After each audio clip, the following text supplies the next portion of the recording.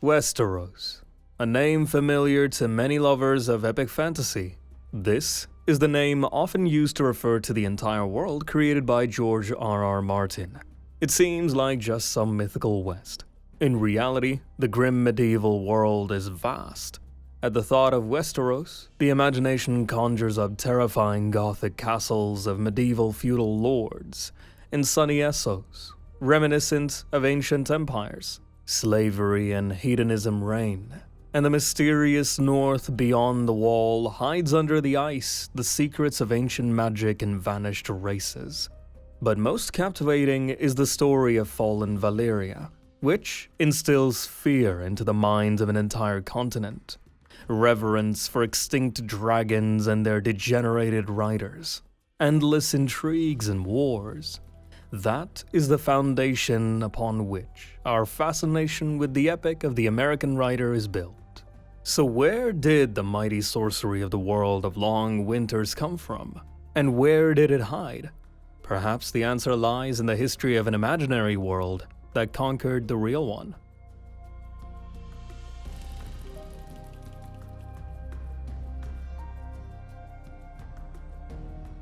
When did all this happen?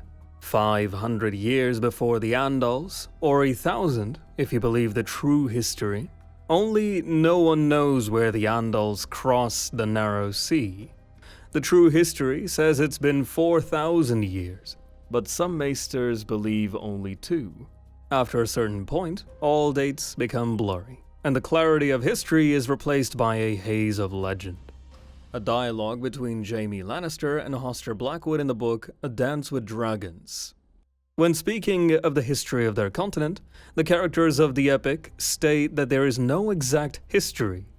All the information recorded by ancient septons and maesters of the Citadel is a compilation.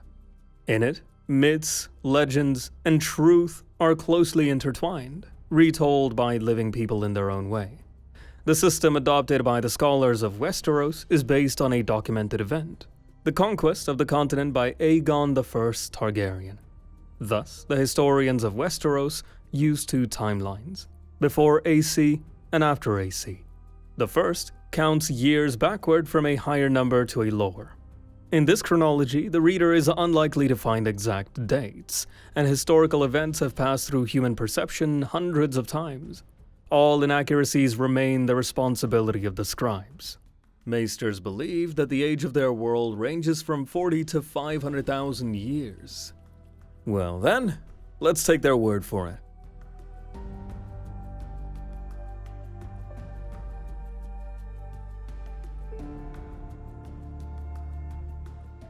According to historical chronicles, from the creation of the world until the arrival of the first men in Westeros, only non-human races lived on the harsh continent.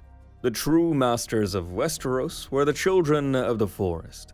These small creatures with mottled brown skin and cat-like green eyes possessed their own special magic.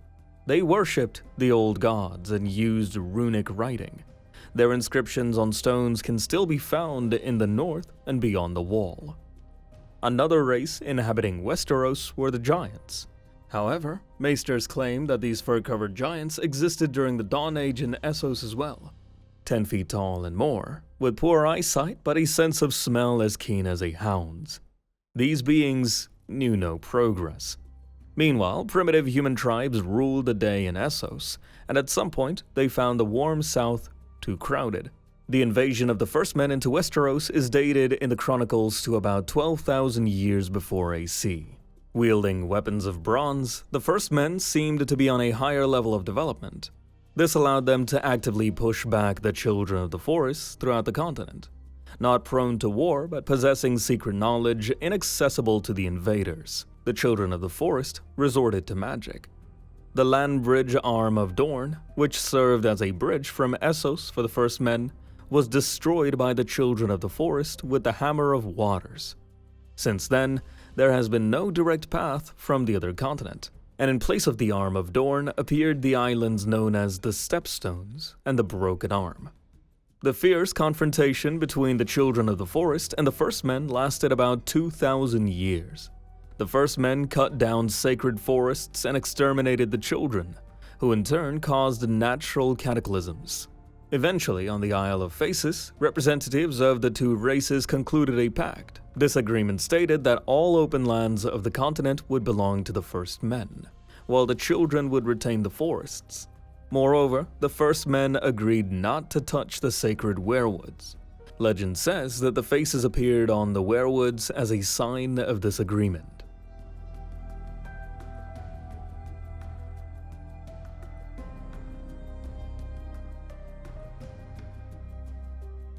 The signing of the pact ended the Dawn Age. For long centuries, the children and the first men lived in peace and harmony. Human civilization gradually adopted from the natives the faith in the old gods. The Age of Heroes began. In the works of the Maesters, the Age of Heroes is dated from 10,000 years before AC to the coming of the Andals. Whether many rulers of Westeros truly trace their lineage back to those times is impossible to prove. However, it is just as impossible to disprove. Let us list the most famous figures of the Age of Heroes. Brandon the Builder, founder of House Stark. Duran Godsgrief of the Stormlands, who managed to marry the sea goddess Eleni. It is said they built Storm's End with the advice of young Brandon, the future builder. Garth Greenhand, the legendary king who led the first men into Westeros. Many Reach lords, including the Tyrells, trace their ancestry to this ancient ruler. Lan the Clever, ancestor of the Lannisters, who tricked his way into taking Casterly Rock and the Westerlands. The Grey King of the Iron Islands, who did not adopt the faith of the Weirwoods. It is said this hero slew the sea dragon Naga and ruled the sea itself. It is also claimed he reigned for 1,007 years, praising the drowned god. Every noble family of Westeros, in one way or another, tries to trace its lineage back to the time before the Andals. But is ancient bloodline so important in a world ruled by intrigue and betrayal? We can only wait for the end of the Song of Ice and Fire. However, the Age of Heroes was not as serene as it might seem. The first men and the children of the forest had about 2,000 years to establish warm relations and merge their civilizations. And then came the long night. "Oh, my sweet summer child," old Nan said softly, "what do you know of fear? Fear is for the winter, my little lord, when the snows fall 100 feet deep and the ice wind comes howling out of the north.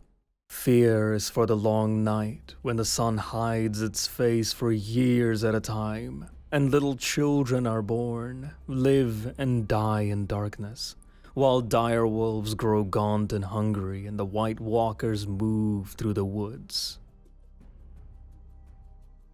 This is how the elders of the North describe the long night in the book A Game of Thrones.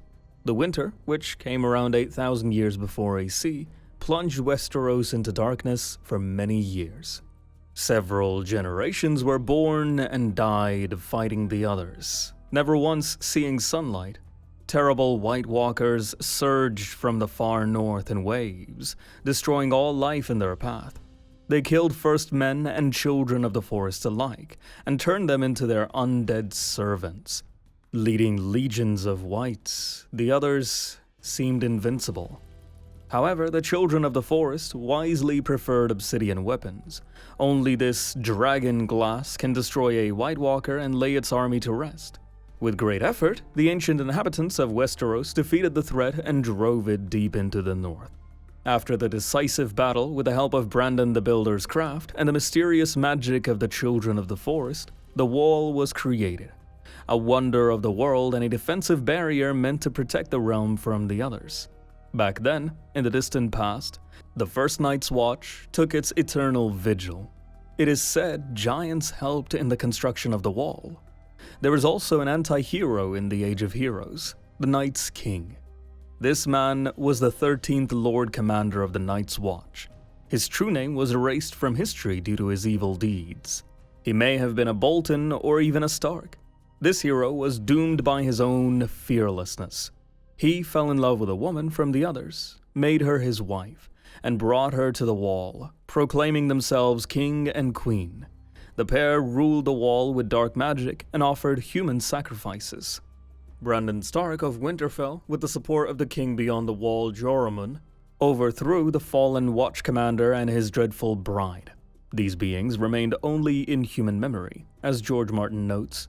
As for the Night's King, in the books he is as much a figure of legend as Lan the Clever or Brandon the Builder, and had no more chance of surviving to the present day than they did.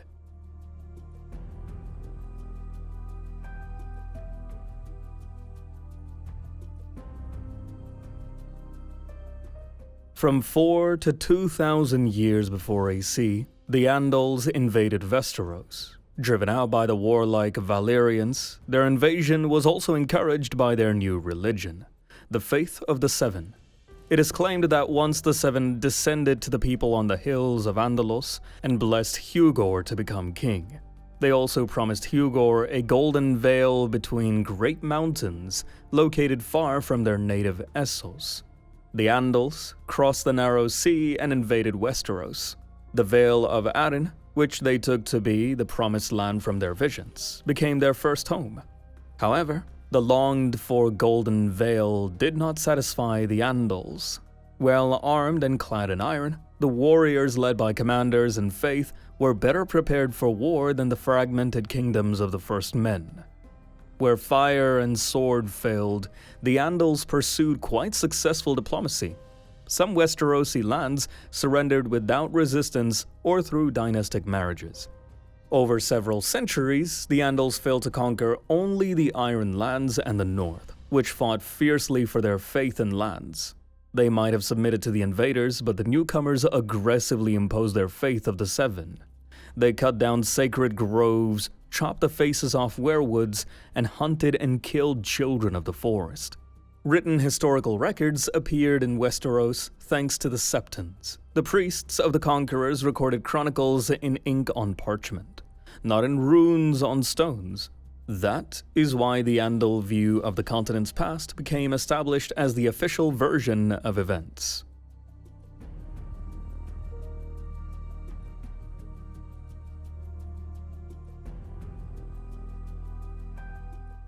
The history of the world of ice and fire is not limited to the chronicles and legends of Westeros. In ancient times, when the western continent was just beginning to recover from the long night, peaceful shepherds on the Valyrian peninsula in Essos discovered dragons. The 14 Flames, a chain of volcanoes surrounding the valley, are the homeland of the massive reptiles that would soon terrify the world. An isolated tribe of goat herders managed to tame the dragons using magic. One theory claims that they learned this magic from a long-lost people of Ashai by the Shadow.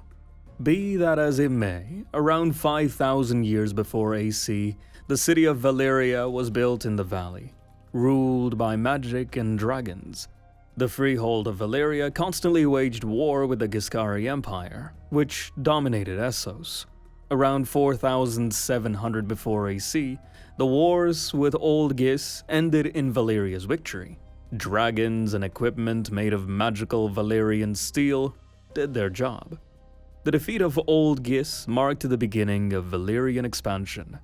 The slave-holding empire of mages and dragon riders pushed other peoples aside. Fleeing slavery, the Andals invaded Westeros. Following the Andals came the Rhoynar, skilled in battle but peace-loving. These people were also forced to abandon their homeland. They heroically resisted for nearly 250 years, but suffered a crushing defeat around 700 before AC. Queen Nymeria, gathering the remnants of her people, crossed to Dorne, where she sealed an alliance through marriage with Mors Martell, a local ruler.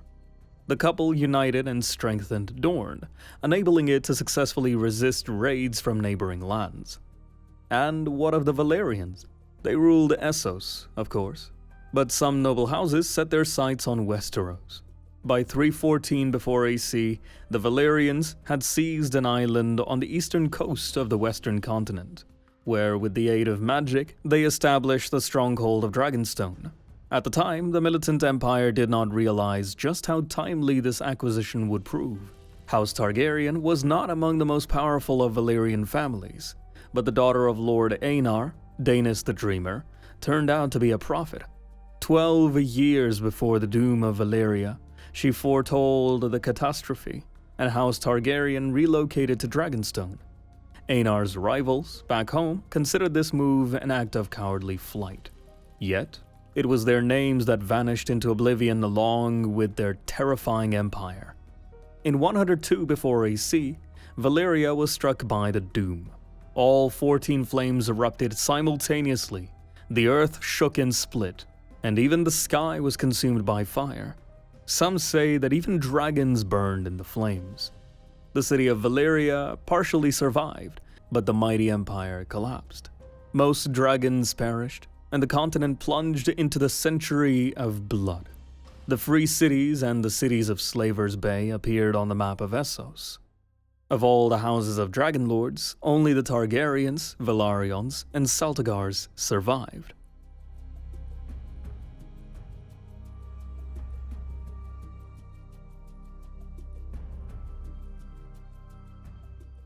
While the mighty Valyrians oppressed Essos, the Andals in Westeros gradually suppressed the resistance of the First Men. In the southern part of the continent, they established their own 6 kingdoms, but were still unable to conquer the north. The north faced off against the Wildlings, who invaded Winterfell through a network of tunnels under the wall. Alas, their fortune ended there. The Starks defended their home, and the Wildlings retreated in failure. All this happened in the early centuries after the Andal invasion. The Seventh Kingdom of Westeros became Winterfell, which, through a series of bloody wars, brought the entire north under its control up to the Wall.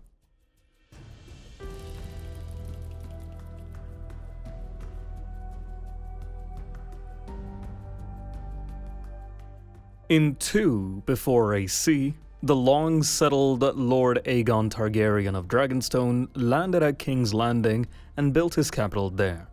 With a strong army and 3 battle dragons, he conquered 6 of the 7 kingdoms of Westeros in just 2 years. The date of his coronation at Old Town is considered the first year of a new calendar era, after the conquest. The only region of the continent not subdued by the Targaryens was Dorne, which would be the focus of several bloody wars. The first war lasted from year 4 to 13, during which Queen Rhaenys, Aegon's sister wife, was killed, and the Dornish maintained their independence. At the same time, the so-called Dragon Wars were ongoing. Aegon suppressed uprisings in the conquered lands and installed loyal governors. The final years of the Conqueror's reign, from year 13 to 37, were peaceful and stable. Aegon's son, Aenys, proved unfit to rule, and rebellions erupted once more. The most notable was the uprising of the Faith Militant, led by the High Septon. The cause was the incestuous marriage of Aenys's eldest children. This act plunged the realm into civil war for 10 years, despite the fact that Aenys was succeeded on the throne by his brother, Maegor the Cruel. The next uprising was led by Maegor's nephew, Jaehaerys, supported by the Baratheons of the Stormlands. The exact circumstances of the Tyrant King's death are unknown, but in year 48, Jaehaerys ascended to the throne of the 7 Kingdoms. The reign of this king lasted 55 years and was marked by peace and prosperity. However, it was not entirely without conflict. 2 Dornish wars occurred, although they began and ended rather quickly. A key event during Jaehaerys the Conciliator's reign was the proclamation of the doctrine of exceptionalism. This document, sanctioned by the priests, legitimized the Targaryens' right to incestuous marriage. Seeking to preserve the purity of Valyrian blood, the ruling dynasty went too far. But in year 51, they gave little thought to the consequences. Jaehaerys married his sister, Alysanne. In year 94, the last dragon born before the doom of Valyria, Balerion the Black Dread, died of old age. History would never see again such immense dragons. 9 years later, the old king himself died. Sadly, Jaehaerys' long life led to a new wave of bloody civil wars. Having lived to great old age, the king outlived all his sons. Jaehaerys' grandson, Viserys I, ruled for only a short time. Just over 20 years passed from the moment he was chosen by majority vote of the council to his death. The following years are known as the Dance of the Dragons, although behind the beautiful name lies a banal struggle for power. The war between Targaryen heirs began in year 129, consuming all branches of the family. Viserys' eldest daughter, Rhaenyra, gathered supporters against her half-brother Aegon II. In one way or another, the bloody struggle for the Iron Throne involved the Targaryens, the Velaryons, and all dragons still alive at that time. Undoubtedly, these events deserve a more detailed account. The Targaryen conflicts undermined the power of the ruling family, although this was not immediately apparent when Rhaenyra's son Aegon III ascended the throne. Neither of the Civil War's initiators survived its conclusion. The new king took the throne at the age of 10, and so for a time, a regency council ruled in his place. A bit later, Aegon III dissolved it. Despite his efforts to rule for the good of the realm, he became known as the Dragon Bane. The last dragon died during the reign of Aegon III in the year 153, and malicious rumors claimed the king had personally poisoned it. In any case, with the death of the dragons, ancient Valyrian magic disappeared from Westeros for a long time. Or so they say. The next Targaryen king distinguished himself by conquering Dorne. However, conquering is not the same as holding, and the conqueror himself died trying to consolidate his rule over the rebellious southern land. Only much later, in 187, did Dorne become part of the Seven Kingdoms through a dynastic marriage. The turn of the 2nd and 3rd centuries after conquest was marked by uprisings and plague. From 195 to 211, a cadet branch of the royal family laid claim to the Iron Throne, resulting in more bloodshed. These events, partially recounted in George R.R. Martin's novellas The Hedge Knight, The Sworn Sword, and The Mystery Knight. The year 209 saw a terrible plague sweep across the Seven Kingdoms. The disease tore through the lands of the Lannisters and Old Town, killing nearly half the population. The capital suffered as well. King's Landing lost 40% of its inhabitants, including the reigning king and most of his family. In 211, the Iron Islands rose in rebellion. Lord Dagon Greyjoy sought to exploit the aftermath of the pandemic. He managed to cause significant damage to Lannisters and Starks, but the Targaryens suppressed the uprising. From 255 to 260, a number of enterprising citizens from the Free Cities seized power in Tyrosh, and then advanced into the disputed lands and the Stepstones. Their banner was Meleys Blackfire, a bastard relative of the royal dynasty. This failed intervention from Essos became known as the War of the Ninepenny Kings. Nevertheless, King Aegon V took the threat seriously and ordered the rebellion crushed. Alas, the 15th Targaryen king became overly obsessed with reviving the dragons. Perhaps he missed some crucial developments in the realm. Perhaps it was just a tragic coincidence. In any case, King Aegon V, his eldest son and daughter-in-law, and the Lord Commander of the Kingsguard died in a fire at Summerhall in 259. Many claim the fire was the result of another attempt to hatch dragon eggs on the birthday of Rhaegar's grandchild. The Iron Throne passed to Aegon V's son, Jaehaerys II. Westeros might have had a chance to breathe, yet it didn't. The young, capable monarch was weak in health and died after just 3 years. From this point, the rule of the Dragon Lords rapidly declined.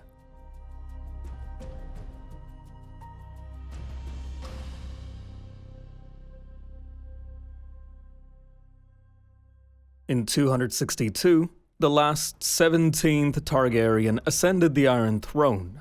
This was Aerys II, later known as the Mad King. He had been married by his father's will to his older sister Rhaela, and by the time he was crowned, he already had a son, Rhaegar. Perhaps generations of incestuous marriages determined Aerys' fate, but some characters believe the king lost his mind after being taken hostage in Duskendale. This occurred in 277, when Lord Denys Darklyn held the king captive. The captivity lasted a year. Duskendale was well fortified, and Hand of the King Tywin Lannister was in no rush to help his sovereign. The king was rescued single-handedly, to the kingdom's misfortune, by Sir Barristan Selmy. Many characters in the epic regret this act of heroism. In any case, the attitudes of the Hand and the Crown Prince toward this episode did not stop them from exterminating House Darklyn and their kin, the Hollards. After being freed from captivity, King Aerys descended into madness. Pyromaniacal tendencies increasingly consumed him. Having already become an unpredictable tyrant, King Aerys Targaryen fathered his younger children, Viserys and Daenerys. It's unknown how long the people would have tolerated the Mad King's rule, but the Targaryen dynasty was ultimately doomed by Crown Prince Rhaegar. By abducting Robert Baratheon's betrothed, Lyanna Stark, he turned half the realm against him. The execution of Brandon Stark and his father spurred the rebellion. The Crown Prince died in single combat to Robert Baratheon, and his army lost the Battle of the Trident. King Aerys was killed by Kingsguard Knight Jaime Lannister, who sought to prevent the madman from blowing up the capital. Jaime's father, Tywin, who had until then remained neutral, had no noble intentions. He led his troops into the city, orchestrated a massacre, and his men murdered Rhaegar's family. Queen Rhaella, pregnant and with her son Viserys, was safe on Dragonstone, protected by a powerful fleet. This gave her almost a year to live and bear her final child. However, the storm that accompanied the birth of Daenerys and the Queen's death destroyed the fleet loyal to the Targaryens. With the help of Varys, Viserys and Daenerys escaped to Volantis. Thus ended the story of the Dragon Lords on the Iron Throne.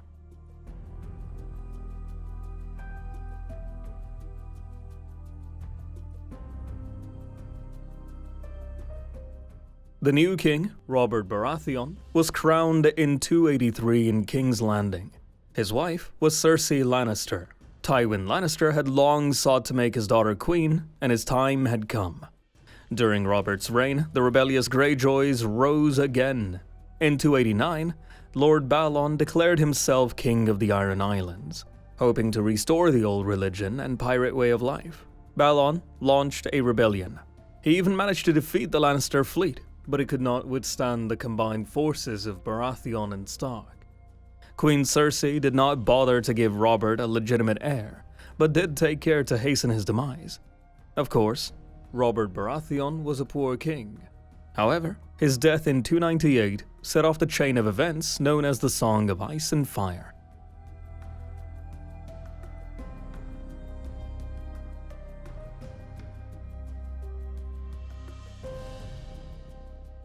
The year 298 turned out to be rich in events. The narrative of Martin's books spans 2 continents and hundreds of human fates, most of which end tragically. In the distant, hot Essos, at the beginning of 298, the surviving prince, Viserys Targaryen, tries to buy an army of Dothraki by marrying off his young sister. A truly royal act, to tie the right person through a dynastic marriage. Alas, Viserys' cunning turns against him. Immersed in dreams of a crown, the exiled prince loses touch with reality. Meanwhile, Princess Daenerys becomes a true wife to the Dothraki Khal and conceives his child. Viserys' further attempts to control his sister led to direct confrontation with the Dothraki leader and to Viserys' execution. News of these young Targaryens' escapades reaches King Robert's court, but by then the throne beneath Robert is already shaking. His desire to destroy young Daenerys provokes yet another faction of enemies. However, he is destined to fall by the hand of his unfaithful wife. Eddard Stark openly accuses Cersei of infidelity to the king, denying her children's right to the Iron Throne. For Eddard, this ends in execution, but the seed of doubt has been sown in fertile ground. It's unlikely the lords of the Seven Kingdoms believed him outright, but the realm had long been crumbling. As a result, 5 kings emerge, and the country fractures into King's Landing, the Westerlands, the North, and the Iron Islands. A new war begins. A separate problem arises with news from beyond the Wall. The Night's Watch encounters the others. Absorbed by their struggle for power, the self-proclaimed kings ignore the looming threat. The long summer has taught people to treat danger from the north as fairy tales. While the lords of Westeros fight for the crown and the Night's Watch tries alone to fend off the threat beyond the Wall, dragons are born in the Dothraki Sea. Daenerys Targaryen becomes the Unburnt, mother of dragons. And her gaze also turns to Westeros, but her path is still long. For now, the rebellious princess has disrupted the peace of Slaver's Bay. The local population is in no hurry to accept a new way of life, even if it means freedom from slavery. Year 300. Winter finally comes to Westeros. Bran Stark becomes the three-eyed raven. Stannis Baratheon becomes fully entangled in the strange religion of the fire god, R'hllor. Cersei Lannister is finally exposed for her crimes and thrown into prison. In King's Landing, the Tyrells rule in the name of King Tommen. Jon Snow becomes Lord Commander of the Night's Watch. His attempt to unite the forces of the Wall and the Wildlings against the others leads to his death. Daenerys Targaryen rules Meereen as Queen and Mother of Dragons, but power slips from her grasp. Fleeing betrayal, she flies away on a dragon into the Dothraki Sea. Wars, intrigues, betrayals, and more wars. That is the history of the world George Martin created in his books. The many fates intertwined in the storylines are staggering. It's a pity the author has not finished his epic, stopping at the most interesting moment. Will his characters believe that winter is not just coming, but already here and standing on the threshold? Will the Valyrian magic of the reborn dragons be able to withstand the icy might of the others? Which character is the true prince that was promised? And is he a Targaryen? Will magic return to the grim medieval world? And will a new spring come? That's all from me. If you enjoyed this video, don't forget to like it, subscribe to the channel and hit the bell. Your support is the best reward for me. Thank you for watching, see you soon, bye.